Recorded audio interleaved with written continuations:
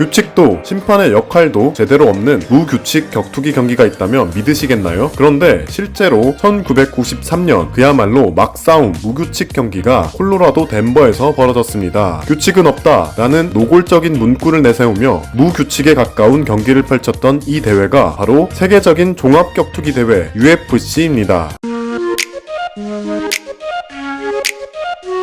UFC의 설립자 아트 데이비는 광고 일을 하던 중 문득 한 가지 궁금증이 생깁니다. 어떤 무술이 가장 강할까? 한번 토너먼트를 붙여보자. 이 단순한 호기심으로 시작한 초대 UFC 대회는 매우 야만적이었습니다. 상대를 들이받거나 성기를 가격해도 아무 문제가 없었고 체급에 제한도 없었습니다. 소수의 매니아층을 형성하긴 했으나 지나친 폭력성으로 인해 미국의 공화당 의원 존 맥케인은 인간 닭싸움이라 부르며 퇴출 캠페인을 벌였죠. 결국 케이블 방송 송출은 물론 격투 스포츠의 주 수입원인 PPV 판매도 금지됐으며 뉴욕주를 포함한 36개 주가 무규칙 격투기 대회를 금지하는 법률을 제정하면서 UFC는 역사 속으로 사라질 위기에 처했는데요. 이때 현재 UFC의 CEO 데이나 화이트와 카지노 재벌인 그의 친구 퍼티타 형제가 2001년 200만 달러 한화로 22억 원이라는 헐값에 UFC를 사들이며 본격적인 UFC 2기가 출범하게 됩니다. 어린 시절 복싱, 태권도 등 각종 무술을 익혔고 종합격투기 매니지먼트를 세웠을 정도로 MMA 산업에 관심이 많았었던 데이나 화이트는 본격적으로 UFC 재정비에 돌입합니다. 가장 먼저 해결해야 할 과제는 UFC에 대한 인식 변화였습니다. UFC 1기에서 보여준 모습은 스포츠라기보다는 싸움에 가까웠죠. 데이나 화이트는 이 같은 이미지 탈피를 위해 체급을 분류하고 엄격한 규칙을 세웠으며 약물 사용에 대해서도 철저하게 규제했습니다. 그러면서 서서히 일반 시민들뿐 아니라 정치권에서도 UFC를 싸움이 아닌 스포츠로 받아들이기 시작했습니다. 그러나 이런 노력에도 불구하고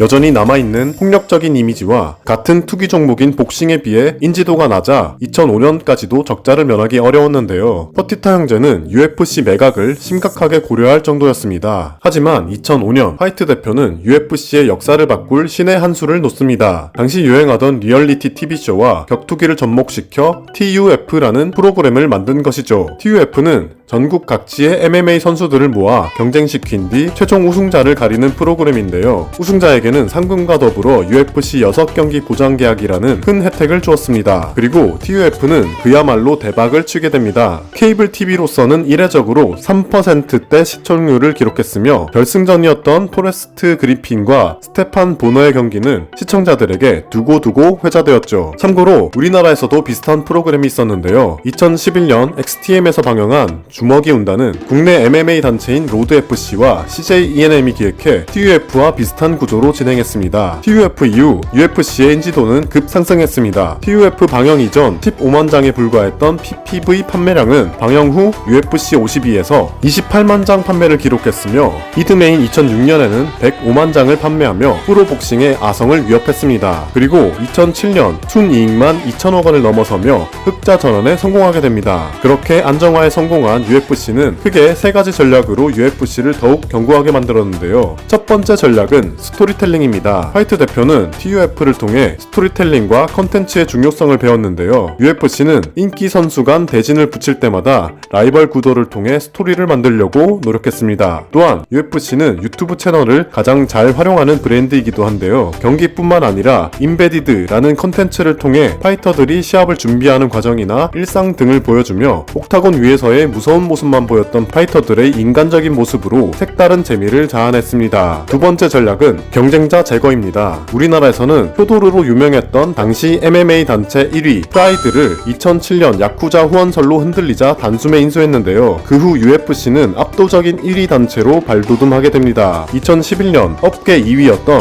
스트라이크 포스까지 인수하면서 현재 MMA 단체 2위인 벨라토르와는 MMA 단체 종합지수에서 8배 차이로 독보적인 위치를 차지하고 있습니다. 마지막 전략은 중계권 계약입니다. UFC는 2011년 폭스스포츠와 7년간 8억 3천만 달러의 중계권 계약을 맺으며 MMA라는 종목이 더 이상 싸움이 아닌 스포츠임을 공식적으로 인증받는데요. 2019년부터는 ESPN과 중계권 계약을 맺으며 주류로 들어섰음을 알렸습니다. 화이트 대표는 UFC의 기업 가치가 ESPN과 계약 이후 70억 달러를 돌파했다고 말했는데 2001년 인수한 가격인 200만 달러에서 17년 만에 가치를 무려 3,500배 이상 상승시킨 셈이죠. 데이나 화이트 대표는 지금도 끊임없이 UFC를 알리기 위해 노력하고 있습니다. UFC는 MMA를 모르는 지역의 유망한 파이터들을 발굴해 테스트하고 육성하고 있습니다. UFC를 모르는 사람도 자국의 선수가 나온다고 하면 관심을 갖게 되니까요. 우리나라도 비슷한 경우가 있었는데요. 요즘 예능에서 활약하고 있는 김동현 선수가 대표적입니다. 일본 마이너리그인 딥에서 활동하고 있던 김동현, 당시 8전 7승